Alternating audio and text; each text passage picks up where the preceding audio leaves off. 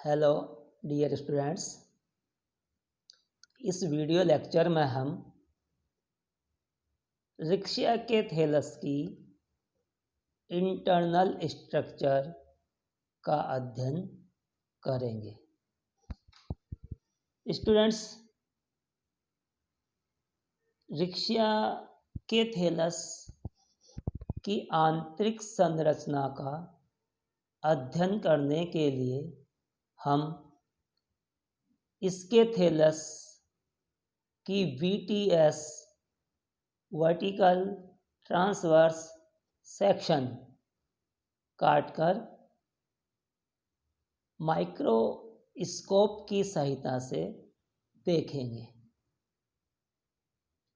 तो इसके थैलस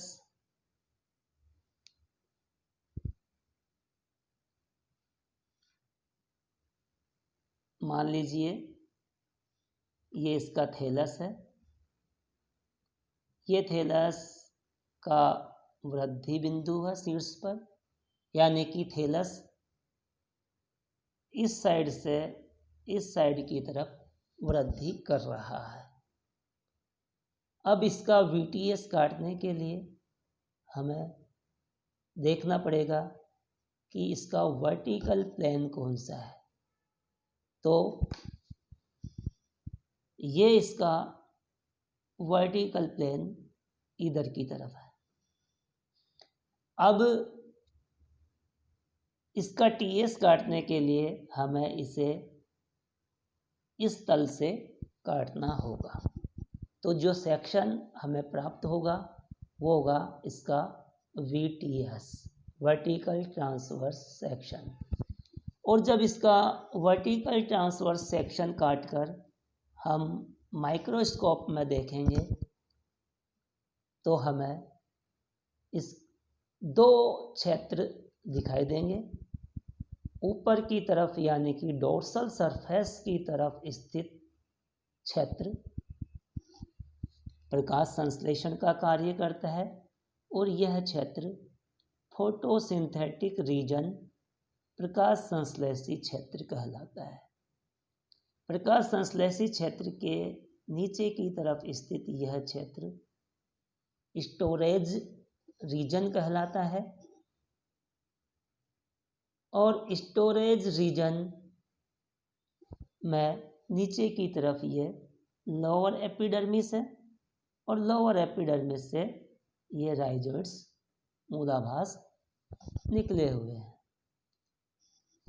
यह रिक्शा के थैलस के VTS का लाइनियर डायग्राम है, आरेखीय चित्र है।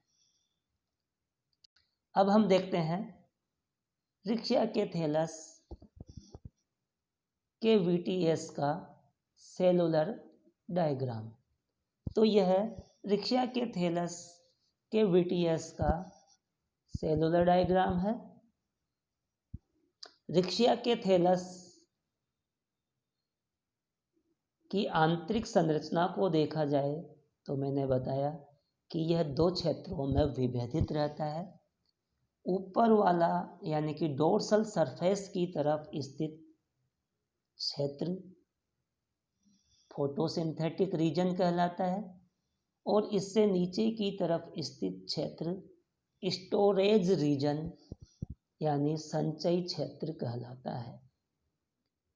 फोटोसिंथेटिक रीजन में फोटोसिंथेटिक फिलामेंट्स पाए जाते हैं। ये फोटोसिंथेटिक फिलामेंट्स है जिनका निर्माण एक के ऊपर एक उदग्र रूप से व्यवस्थित कोशिकाओं द्वारा होता है। इन कोशिकाओं में पर्याप्त मात्रा में क्लोरोप्लास्ट पाए जाते हैं जिसके कारण ये कोशिकाएं प्रकाश संश्लेषण द्वारा भोजन का निर्माण करती है। फोटोसिंथेटिक फिलामेंट के शीर्ष पर विद्यमान कोशिका में क्लोरोप्लास्ट नहीं पाए जाते हैं और ये कोशिकाएं अपर एपिडर्मिस का निर्माण करती है। फोटोसिंथेटिक फिलामेंट्स के मध्य कुछ अवकाश दिखाया गया है। इन अवकाशों में हवा भरी रहती है, इन्हें एयर चैम्बर्स कहा जाता है। और ये एयर चैम्बर्स गैसीय आदान प्रदान का कार्य करते हैं। फोटोसिंथेटिक रीजन के नीचे विद्यमान स्टोरेज क्षेत्र का निर्माण पतली भित्ति युक्त पेरेन्काइमेटस मृदोतकी कोशिकाओं से होता है। इस क्षेत्र में इंटरसेलुलर स्पेस अनुपस्थित होते हैं।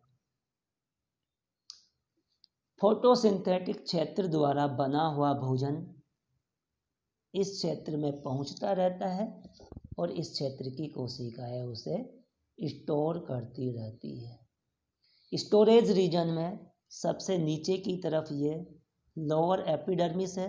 लोअर एपिडर्मिस से कहीं कहीं पर ये मूलाभास निकले रहते हैं। रिक्सिया के थैलस में 2 प्रकार के मूलाभास देखने को मिलते हैं। एक प्रकार के हैं स्मूथ वाल्ड चिकनी भित्ति वाले और दूसरे हैं ट्यूबरकुलेटेड गुलिकीय। चिकनी भित्ति वाले मूलाभासों की आंतरिक और बाह्य दोनों भित्तियां सपाट होती है, जबकि गुलिकीय मूलाभासों में आंतरिक भित्ति मूलाभास की गुहिका में इस प्रकार से उभरी हुई होती है, जिससे खूंटे समान संरचनाएं इसकी गुहिका में दिखाई देते हैं। लोअर एपिडर्मिस से ही सल्क भी निकले रहते हैं। ये सल्क एक कोशिकीय, मोटे तथा बहुकोशिकीय होते हैं। इनका रंग बैंगनी होता है, जो कोशिका रस में भरे हुए एंथोसायनिन वर्णक के कारण होता है। थैंक्स, धन्यवाद।